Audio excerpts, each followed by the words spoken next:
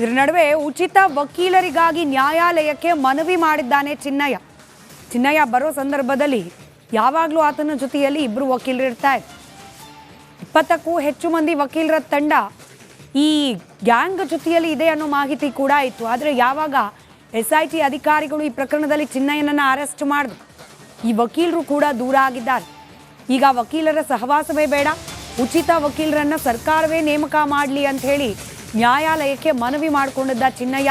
ಮಂಗಳೂರಿನ ಕಾನೂನು ಸೇವೆಗಳ ಪ್ರಾಧಿಕಾರದ 4 ವಕೀಲರು ಇದೀಗ ಆಗಮಿಸಿದ್ದಾರೆ. ಬೆಳ್ತಂಗಡಿ ಕೋರ್ಟ್ಗೆ ವಕೀಲ ಕಿಶೋರ್ ನೇತೃತ್ವದ 4 ವಕೀಲರ ತಂಡ ಎಂಟ್ರಿ ಕೊಟ್ಟಿದೆ. ಮಾಸ್ಕ್ ಮ್ಯಾನ್ ಚಿನ್ನಯ್ಯ ಪರ ವಕಾಲತ್ತನ್ನ ವಹಿಸುವ ಸಾಧ್ಯತೆ ಇದೆ.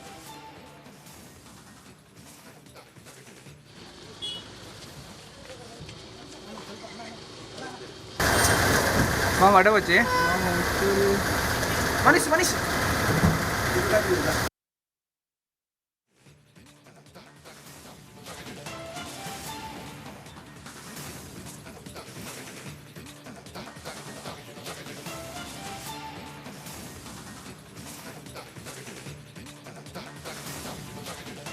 ನನ್ನ ಕಲೀಗ್ ನಾಗೇಂದ್ರ ಬಾಬು ನೀಡ್ತಾ ಹೋಗ್ತಾರೆ, ನೇರ ಸಂಪರ್ಕದಲ್ಲಿದ್ದಾರೆ. ನಾಗೇಂದ್ರ ಬಾಬು, ವೈದ್ಯಕೀಯ ಪರೀಕ್ಷೆ ಆಗಿದೆ, ಕೋರ್ಟ್ ಮುಂದೆ ಹಾಜರುಪಡಿಸಲಿಕ್ಕೆ ಸಿದ್ಧತೆ ಆಗ್ತಾ ಇರೋದು. ಇದರ ನಡುವೆ ಉಚಿತ ವಕೀಲರಿಗೆ ಮನವಿ ಮಾಡಿಕೊಂಡಿದ್ದ ಚಿನ್ನಯ್ಯ ಅನ್ನೋ ಅಪ್ಡೇಟ್. ಇದರ ಸಲುವಾಗಿ 4 ವಕೀಲರ ತಂಡ ಇದೀಗ ಆಗಮಿಸಿರೋದು. ಬೇರೆ ಏನೆಲ್ಲ ಮಾಹಿತಿ ಇದೆ?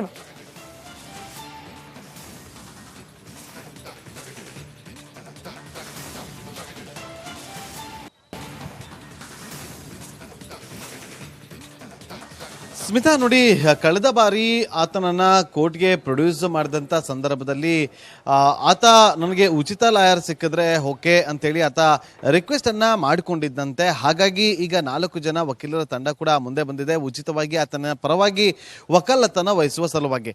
ಇನ್ನು ಮತ್ತೊಂದು ಕಡೆ SIT ತನಿಖಾ ತಂಡ ಕೂಡ ಇಷ್ಟು ದಿನ ಇದ್ದಂಥ ವಕೀಲರ ತಂಡ ಏನಾಯಿತು ಅಂತೇಳಿ ಆತನಲ್ಲಿ ಪ್ರಶ್ನೆ ಮಾಡಿದಾಗ ಚಿನ್ನಯ್ಯ ಆ ಸಂದರ್ಭದಲ್ಲಿ ನನಗೆ ಯಾವುದೇ ಕಾರಣಕ್ಕೂ ಕೂಡ ಆ ವಕೀಲರ ತಂಡ ಬೇಡವೇ ಬೇಡ ಅಂತೇಳಿ ಮನವಿಯನ್ನ ಮಾಡಿಕೊಂಡಿದ್ದಂತೆ. ಹಾಗಾಗಿ ಖುದ್ದು ಚಿನ್ನಯ್ಯ ಉಚಿತವಾಗಿ ಸರ್ಕಾರದಿಂದ ವಕೀಲರು ಸಿಕ್ಕಿದ್ರೆ ಓಕೆ, ಇಲ್ಲಾಂದ್ರೆ ನನಗೆ ವಕೀಲರ ಅವಶ್ಯಕತೆನೇ ಬೇಡ, ನಾನು ನೇರವಾಗಿ ಜೈಲ್ಗೆ ಹೋಗ್ತೀನಿ ಅಂತ ಕೂಡ ಆತ ಹೇಳ್ಕೊಂಡಿದ್ದಂತೆ. ಹಾಗಾಗಿ 4 ಜನರ ತಂಡ ಈಗ ವಕಾಲತ್ತನ್ನ ವಹಿಸೋದಕ್ಕೆ ಈಗ ಮುಂದೆ ಬಂದಿರುವಂಥದ್ದು ಉಚಿತವಾಗಿ. ಮತ್ತೊಂದು ಕಡೆ ಸ್ಮಿತಾ, ಇನ್ನೇನು ಕೆಲವೇ ಕ್ಷಣಗಳಲ್ಲಿ ಬೆಳ್ತಂಗಡಿ SIT ಕಚೇರಿಯಿಂದ ಚಿನ್ನಯ್ಯನನ್ನ ಕರೆದುಕೊಂಡು ಹೋಗೋದಕ್ಕೆ SIT ತನಿಖಾ ತಂಡ ಸಿದ್ಧತೆಯನ್ನ ಮಾಡಿಕೊಂಡಿದೆ. ಕೆಲವೇ ಕ್ಷಣಗಳ ಹಿಂದೆ ಅಷ್ಟೇ SP ಸೈಮನ್ ಅವರು ಕೂಡ ಆಗಮಿಸಿದ್ದಾರೆ. ಈಗ ಅವರ ಜೊತೆಯಲ್ಲಿ ಒಂದಷ್ಟು ಚರ್ಚೆನೂ ಕೂಡ ಮಾಡ್ತಿದ್ದಾರೆ. ಹಿರಿಯ ಅಧಿಕಾರಿಗಳ ಜೊತೆ ಒಂದು ಚರ್ಚೆಯನ್ನು ಮಾಡಿ ಈಗ ಆತನನ್ನ ಎಷ್ಟು ದಿನಗಳ ಕಾಲ ಕಸ್ಟಡಿಗೆ ಪಡೆದುಕೊಳ್ಳಬೇಕು ಅನ್ನೋದ್ರ ಬಗ್ಗೆ ನಿರ್ಧಾರವನ್ನ ಕೂಡ ತೆಗೆದುಕೊಳ್ಳಲಾಗುತ್ತೆ. ಹಾಗಾಗಿ ಈಗ ನಮಗೆ ರಿಪಬ್ಲಿಕ್ ಕನ್ನಡಕ್ಕೆ ಇರುವಂತಹ ಮಾಹಿತಿ ಪ್ರಕಾರ 10 ರಿಂದ 12 ದಿನ ಕಸ್ಟಡಿಗೆ ಪಡೆದುಕೊಳ್ಳೋದಕ್ಕೆ ಮನವಿಯನ್ನ ಮಾಡುವ ಸಲುವಾಗಿ ಸಿದ್ಧತೆಯನ್ನು ಕೂಡ ಮಾಡಿಕೊಂಡಿದ್ದಾರೆ SIT ತನಿಖಾ ತಂಡ. ಆದ್ರೆ ಪ್ರಮುಖವಾಗಿ ನ್ಯಾಯಾಧೀಶರ ವಿವೇಚನೆಗೆ ಬಿಟ್ಟಿರುತ್ತೆ ಎಷ್ಟು ದಿನಗಳ ಕಾಲ ಆತನನ್ನ ಕಸ್ಟಡಿಗೆ ಕೊಡಬೇಕು ಅನ್ನೋದು, ಅಥವಾ ನೆಕ್ಸ್ಟ್ ಆತನಿಗೆ ಜುಡಿಷಿಯಲ್ ಕಸ್ಟಡಿಗೆ ಬಿಡಬೇಕಾ ಅಥವಾ ಕಸ್ಟಡಿಗೆ ಕೊಟ್ಟರೂ ಕೂಡ ಎಷ್ಟು ದಿನ ಕೊಡಬೇಕು ಅನ್ನೋದ್ರ ಬಗ್ಗೆ ಜಡ್ಜ್ ನಿರ್ಧಾರವನ್ನ ಕೂಡ ತೆಗೆದುಕೊಳ್ತಾರೆ. ಮತ್ತೊಂದು ಕಡೆ ಈಗ SIT ತನಿಖಾ ತಂಡ ಯಾವ ಕಾರಣಕ್ಕೋಸ್ಕರ ತಮಗೆ ಮತ್ತೊಮ್ಮೆ ಕಸ್ಟಡಿಗೆ ಕೊಡಿ ಅಂತೇಳಿ ಕೇಳಿಕೊಳ್ಳೋದಕ್ಕೆ ಒಂದಷ್ಟು ಕಾರಣಗಳನ್ನ ಕೂಡ ಅಲ್ಲಿ ಜಡ್ಜ್ ಮುಂದೆ ಇಡೋದಕ್ಕೆ ಒಂದಷ್ಟು ಪ್ರಿಪರೇಷನ್ ಅನ್ನು ಕೂಡ ಮಾಡ್ಕೊಂಡಿದ್ದಾರೆ. ಇಲ್ಲಿಯವರೆಗೂ ಕೂಡ ನಡೆಸಿರುವಂತಹ ತನಿಖೆ ಕೇವಲ ಅರ್ಧದಷ್ಟು ಮಾತ್ರ. ಇನ್ನೂ ಸಾಕಷ್ಟು ತನಿಖೆಯನ್ನು ನಡೆಸಬೇಕಾಗಿದೆ, ಸಾಕಷ್ಟು ಸ್ಥಳಗಳಿಗೆ ತೆರಳಿ ಮಹಜರನ್ನ ಕೂಡ ಮಾಡಬೇಕಾಗಿದೆ ಅಂತ ಹೇಳಿ SIT ತನಿಖಾ ತಂಡ ಜಡ್ಜ್ನ ಮುಂದೆ ಒಂದಷ್ಟು ಮನವಿಯನ್ನ ಮಾಡ್ಕೊಳ್ತಾರೆ. ಹಾಗಾಗಿ ಆ ಮನವಿಯನ್ನ ಪುರಸ್ಕರಿಸಿ ನ್ಯಾಯಾಧೀಶರು ಏನಾದರೂ ಕಸ್ಟಡಿಗೆ ಕೊಟ್ಟಿದೆ ಆದ್ರೆ ಎಷ್ಟು ದಿನಗಳ ಕಾಲ ಕೊಡ್ತಾರೆ ಅನ್ನೋದ್ರ ಮೇಲೆ ಕೂಡ ಸಾಕಷ್ಟು ಕುತೂಹಲ ಕೂಡ ಕೆರಳಿಸಿರುವಂತದ್ದು. ಸ್ಮಿತಾ, ಇದರ ನಡುವೆ ಉಚಿತ ವಕೀಲರಿಗಾಗಿ ನ್ಯಾಯಾಲಯಕ್ಕೆ ಮನವಿ ಮಾಡಿದ್ದಾನೆ ಚಿನ್ನಯ್ಯ. ಚಿನ್ನಯ್ಯ ಬರೋ ಸಂದರ್ಭದಲ್ಲಿ ಯಾವಾಗಲೂ ಆತನ ಜೊತೆಯಲ್ಲಿ ಇಬ್ಬರು ವಕೀಲರು ಇರ್ತಾರೆ. 20ಕ್ಕೂ ಹೆಚ್ಚು ಮಂದಿ ವಕೀಲರ ತಂಡ ಈ ಗ್ಯಾಂಗ್ ಜೊತೆಯಲ್ಲಿ ಇದೆ ಅನ್ನೋ ಮಾಹಿತಿ ಕೂಡ ಇತ್ತು. ಆದರೆ ಯಾವಾಗ SIT ಅಧಿಕಾರಿಗಳು ಈ ಪ್ರಕರಣದಲ್ಲಿ ಚಿನ್ನಯ್ಯನನ್ನು ಅರೆಸ್ಟ್ ಮಾಡಿದ್ರು, ಈ ವಕೀಲರು ಕೂಡ ದೂರ ಆಗಿದ್ದಾರೆ. ಈಗ ವಕೀಲರ ಸಹವಾಸವೇ ಬೇಡ, ಉಚಿತ ವಕೀಲರನ್ನ ಸರ್ಕಾರವೇ ನೇಮಕ ಮಾಡಲಿ ಅಂತ ಹೇಳಿ ನ್ಯಾಯಾಲಯಕ್ಕೆ ಮನವಿ ಮಾಡಿಕೊಂಡಿದ್ದ ಚಿನ್ನಯ್ಯ. ಮಂಗಳೂರಿನ ಕಾನೂನು ಸೇವೆಗಳ ಪ್ರಾಧಿಕಾರದ 4 ವಕೀಲರು ಇದೀಗ ಆಗಮಿಸಿದ್ದಾರೆ. ಬೆಳ್ತಂಗಡಿ ಕೋರ್ಟ್ಗೆ ವಕೀಲ ಕಿಶೋರ್ ನೇತೃತ್ವದ 4 ವಕೀಲರ ತಂಡ ಎಂಟ್ರಿ ಕೊಟ್ಟಿದೆ. ಮಾಸ್ಕ್ ಮ್ಯಾನ್ ಚಿನ್ನಯ್ಯ ಪರ ವಕಾಲತ್ತನ್ನ ವಹಿಸುವ ಸಾಧ್ಯತೆ ಇದೆ.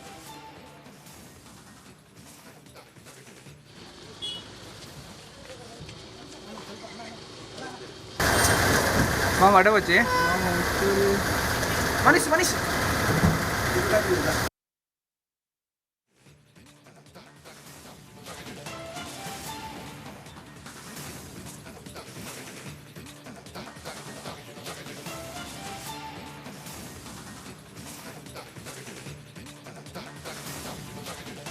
ನನ್ನ ಕಲೀಗ್ ನಾಗೇಂದ್ರ ಬಾಬು ನೀಡ್ತಾ ಹೋಗ್ತಾರೆ, ನೇರ ಸಂಪರ್ಕದಲ್ಲಿದ್ದಾರೆ. ನಾಗೇಂದ್ರ ಬಾಬು, ವೈದ್ಯಕೀಯ ಪರೀಕ್ಷೆ ಆಗಿದೆ, ಕೋರ್ಟ್ ಮುಂದೆ ಹಾಜರುಪಡಿಸಲಿಕ್ಕೆ ಸಿದ್ಧತೆ ಆಗ್ತಾ ಇರೋದು. ಇದರ ನಡುವೆ ಉಚಿತ ವಕೀಲರಿಗೆ ಮನವಿ ಮಾಡಿಕೊಂಡಿದ್ದ ಚಿನ್ನಯ್ಯ ಅನ್ನೋ ಅಪ್ಡೇಟ್. ಇದರ ಸಲುವಾಗಿ 4 ವಕೀಲರ ತಂಡ ಇದೀಗ ಆಗಮಿಸಿರೋದು. ಬೇರೆ ಏನೆಲ್ಲ ಮಾಹಿತಿ ಇದೆ?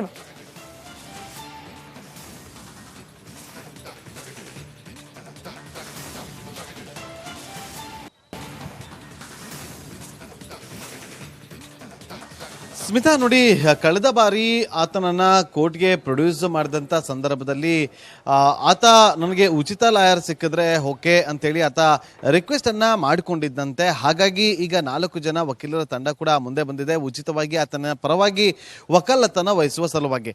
ಇನ್ನು ಮತ್ತೊಂದು ಕಡೆ SIT ತನಿಖಾ ತಂಡ ಕೂಡ ಇಷ್ಟು ದಿನ ಇದ್ದಂತಹ ವಕೀಲರ ತಂಡ ಏನಾಯಿತು ಅಂತೇಳಿ ಆತನಲ್ಲಿ ಪ್ರಶ್ನೆ ಮಾಡಿದಾಗ ಚಿನ್ನಯ್ಯ ಆ ಸಂದರ್ಭದಲ್ಲಿ ನನಗೆ ಯಾವುದೇ ಕಾರಣಕ್ಕೂ ಕೂಡ ಆ ವಕೀಲರ ತಂಡ ಬೇಡವೇ ಬೇಡ ಅಂತೇಳಿ ಮನವಿಯನ್ನ ಮಾಡಿಕೊಂಡಿದ್ದಂತೆ.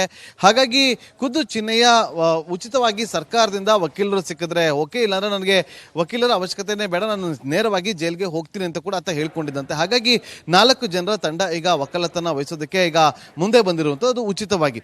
ಮತ್ತೊಂದು ಕಡೆ ಸ್ಮಿತಾ, ಇನ್ನೇನು ಕೆಲವೇ ಕ್ಷಣಗಳಲ್ಲಿ ಬೆಳ್ತಂಗಡಿ SIT ಕಚೇರಿಯಿಂದ ಚಿನ್ನಯ್ಯನನ್ನ ಕರೆದುಕೊಂಡು ಹೋಗೋದಕ್ಕೆ SIT ತನಿಖಾ ತಂಡ ಸಿದ್ಧತೆಯನ್ನ ಮಾಡಿಕೊಂಡಿದೆ. ಕೆಲವೇ ಕ್ಷಣಗಳ ಹಿಂದೆ ಅಷ್ಟೇ SP ಸೈಮನ್ ಅವರು ಕೂಡ ಆಗಮಿಸಿದ್ದಾರೆ. ಈಗ ಅವರ ಜೊತೆಯಲ್ಲಿ ಒಂದಷ್ಟು ಚರ್ಚೆನೂ ಕೂಡ ಮಾಡ್ತಿದ್ದಾರೆ. ಹಿರಿಯ ಅಧಿಕಾರಿಗಳ ಜೊತೆ ಒಂದು ಚರ್ಚೆಯನ್ನ ಮಾಡಿ ಈಗ ಆತನನ್ನ ಎಷ್ಟು ದಿನಗಳ ಕಾಲ ಕಸ್ಟಡಿಗೆ ಪಡೆದುಕೊಳ್ಳಬೇಕು ಅನ್ನೋದ್ರ ಬಗ್ಗೆ ನಿರ್ಧಾರವನ್ನ ಕೂಡ ತೆಗೆದುಕೊಳ್ಳಲಾಗುತ್ತೆ. ಹಾಗಾಗಿ ಈಗ ನಮಗೆ ರಿಪಬ್ಲಿಕ್ ಕನ್ನಡಕ್ಕೆ ಇರುವಂತಹ ಮಾಹಿತಿ ಪ್ರಕಾರ 10 ರಿಂದ 12 ದಿನ ಕಸ್ಟಡಿಗೆ ಪಡೆದುಕೊಳ್ಳೋದಕ್ಕೆ ಮನವಿಯನ್ನ ಮಾಡುವ ಸಲುವಾಗಿ ಸಿದ್ಧತೆಯನ್ನ ಕೂಡ ಮಾಡಿಕೊಂಡಿದ್ದಾರೆ SIT ತನಿಖಾ ತಂಡ. ಆದ್ರೆ ಪ್ರಮುಖವಾಗಿ ನ್ಯಾಯಾಧೀಶರ ವಿವೇಚನೆಗೆ ಬಿಟ್ಟಿರುತ್ತೆ ಎಷ್ಟು ದಿನಗಳ ಕಾಲ ಆತನನ್ನ ಕಸ್ಟಡಿಗೆ ಕೊಡಬೇಕು ಅನ್ನೋದು, ಅಥವಾ ನೆಕ್ಸ್ಟ್ ಆತನಿಗೆ ಜುಡಿಷಿಯಲ್ ಕಸ್ಟಡಿಗೆ ಬಿಡಬೇಕಾ ಅಥವಾ ಕಸ್ಟಡಿಗೆ ಕೊಟ್ಟರು ಕೂಡ ಎಷ್ಟು ದಿನ ಕೊಡಬೇಕು ಅನ್ನೋದ್ರ ಬಗ್ಗೆ ಜಡ್ಜ್ ನಿರ್ಧಾರವನ್ನ ಕೂಡ ತೆಗೆದುಕೊಳ್ತಾರೆ. ಮತ್ತೊಂದು ಕಡೆ ಈಗ SIT ತನಿಖಾ ತಂಡ ಯಾವ ಕಾರಣಕ್ಕೋಸ್ಕರ ತಮಗೆ ಮತ್ತೊಮ್ಮೆ ಕಸ್ಟಡಿಗೆ ಕೊಡಿ ಅಂತೇಳಿ ಕೇಳಿಕೊಳ್ಳೋದಕ್ಕೆ ಒಂದಷ್ಟು ಕಾರಣಗಳನ್ನ ಕೂಡ ಅಲ್ಲಿ ಜಡ್ಜ್ ಮುಂದೆ ಇಡೋದಕ್ಕೆ ಒಂದಷ್ಟು ಪ್ರಿಪರೇಷನ್ ಅನ್ನು ಕೂಡ ಮಾಡ್ಕೊಂಡಿದ್ದಾರೆ. ಇಲ್ಲಿಯವರೆಗೂ ಕೂಡ ನಡೆಸಿರುವಂತಹ ತನಿಖೆ ಕೇವಲ ಅರ್ಧದಷ್ಟು ಮಾತ್ರ, ಇನ್ನೂ ಸಾಕಷ್ಟು ತನಿಖೆಯನ್ನು ನಡೆಸಬೇಕಾಗಿದೆ, ಸಾಕಷ್ಟು ಸ್ಥಳಗಳಿಗೆ ತೆರಳಿ ಮಹಾಜರನ್ನ ಕೂಡ ಮಾಡಬೇಕಾಗಿದೆ ಅಂತ ಹೇಳಿ SIT ತನಿಖಾ ತಂಡ ಜಡ್ಜ್ನ ಮುಂದೆ ಒಂದಷ್ಟು ಮನವಿಯನ್ನ ಮಾಡ್ಕೊಳ್ತಾರೆ. ಹಾಗಾಗಿ ಆ ಮನವಿಯನ್ನ ಪುರಸ್ಕರಿಸಿ ನ್ಯಾಯಾಧೀಶರು ಏನಾದರೂ ಕಸ್ಟಡಿಗೆ ಕೊಟ್ಟಿದೆ ಆದ್ರೆ ಎಷ್ಟು ದಿನಗಳ ಕಾಲ ಕೊಡ್ತಾರೆ ಅನ್ನೋದ್ರ ಮೇಲೆ ಕೂಡ ಸಾಕಷ್ಟು ಕುತೂಹಲ ಕೂಡ ಕೆರಳಿಸಿರುವಂತದ್ದು. ಇದರ ನಡುವೆ ಉಚಿತ ವಕೀಲರಿಗಾಗಿ ನ್ಯಾಯಾಲಯಕ್ಕೆ ಮನವಿ ಮಾಡಿದ್ದಾನೆ ಚಿನ್ನಯ್ಯ. ಚಿನ್ನಯ್ಯ ಬರೋ ಸಂದರ್ಭದಲ್ಲಿ ಯಾವಾಗಲೂ ಆತನ ಜೊತೆಯಲ್ಲಿ 2 ವಕೀಲರು ಇರ್ತಾರೆ. 20ಕ್ಕೂ ಹೆಚ್ಚು ಮಂದಿ ವಕೀಲರ ತಂಡ ಈ ಗ್ಯಾಂಗ್ ಜೊತೆಯಲ್ಲಿ ಇದೆ ಅನ್ನೋ ಮಾಹಿತಿ ಕೂಡ ಇತ್ತು. ಆದರೆ ಯಾವಾಗ SIT ಅಧಿಕಾರಿಗಳು ಈ ಪ್ರಕರಣದಲ್ಲಿ ಚಿನ್ನಯ್ಯನನ್ನ ಅರೆಸ್ಟ್ ಮಾಡಿದ್ರು, ಈ ವಕೀಲರು ಕೂಡ ದೂರ ಆಗಿದ್ದಾರೆ. ಈಗ ವಕೀಲರ ಸಹವಾಸವೇ ಬೇಡ, ಉಚಿತ ವಕೀಲರನ್ನ ಸರ್ಕಾರವೇ ನೇಮಕ ಮಾಡಲಿ ಅಂತ ಹೇಳಿ ನ್ಯಾಯಾಲಯಕ್ಕೆ ಮನವಿ ಮಾಡಿಕೊಂಡಿದ್ದ ಚಿನ್ನಯ್ಯ. ಮಂಗಳೂರಿನ ಕಾನೂನು ಸೇವೆಗಳ ಪ್ರಾಧಿಕಾರದ 4 ವಕೀಲರು ಇದೀಗ ಆಗಮಿಸಿದ್ದಾರೆ. ಬೆಳ್ತಂಗಡಿ ಕೋರ್ಟ್ಗೆ ವಕೀಲ ಕಿಶೋರ್ ನೇತೃತ್ವದ 4 ವಕೀಲರ ತಂಡ ಎಂಟ್ರಿ ಕೊಟ್ಟಿದೆ. ಮಾಸ್ಕ್ ಮ್ಯಾನ್ ಚಿನ್ನಯ್ಯ ಪರ ವಕಾಲತ್ತನ್ನ ವಹಿಸುವ ಸಾಧ್ಯತೆ ಇದೆ.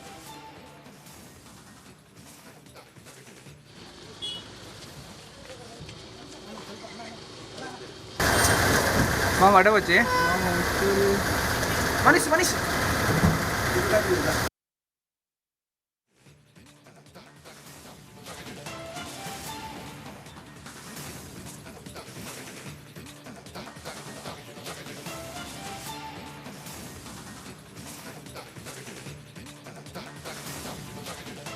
ನನ್ನ ಕಲೀಗ್ ನಾಗೇಂದ್ರ ಬಾಬು ನೀಡ್ತಾ ಹೋಗ್ತಾರೆ, ನೇರ ಸಂಪರ್ಕದಲ್ಲಿದ್ದಾರೆ. ನಾಗೇಂದ್ರ ಬಾಬು, ವೈದ್ಯಕೀಯ ಪರೀಕ್ಷೆ ಆಗಿದೆ, ಕೋರ್ಟ್ ಮುಂದೆ ಹಾಜರುಪಡಿಸಲಿಕ್ಕೆ ಸಿದ್ಧತೆ ಆಗ್ತಾ ಇರೋದು. ಇದರ ನಡುವೆ ಉಚಿತ ವಕೀಲರಿಗೆ ಮನವಿ ಮಾಡಿಕೊಂಡಿದ್ದ ಚಿನ್ನಯ್ಯ ಅನ್ನೋ ಅಪ್ಡೇಟ್.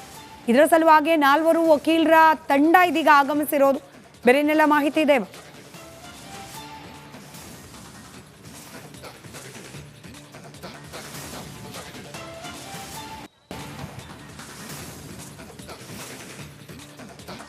ಸ್ಮಿತಾ ನೋಡಿ, ಕಳೆದ ಬಾರಿ ಆತನನ್ನ ಕೋರ್ಟ್ಗೆ ಪ್ರೊಡ್ಯೂಸ್ ಮಾಡಿದಂಥ ಸಂದರ್ಭದಲ್ಲಿ ಆತ ನನಗೆ ಉಚಿತ ಲಾಯರ್ ಸಿಕ್ಕಿದ್ರೆ ಓಕೆ ಅಂತೇಳಿ ಆತ ರಿಕ್ವೆಸ್ಟ್ ಅನ್ನ ಮಾಡಿಕೊಂಡಿದ್ದಂತೆ. ಹಾಗಾಗಿ ಈಗ 4 ಜನ ವಕೀಲರ ತಂಡ ಕೂಡ ಮುಂದೆ ಬಂದಿದೆ ಉಚಿತವಾಗಿ ಆತನ ಪರವಾಗಿ ವಕಾಲತನ ವಹಿಸುವ ಸಲುವಾಗಿ.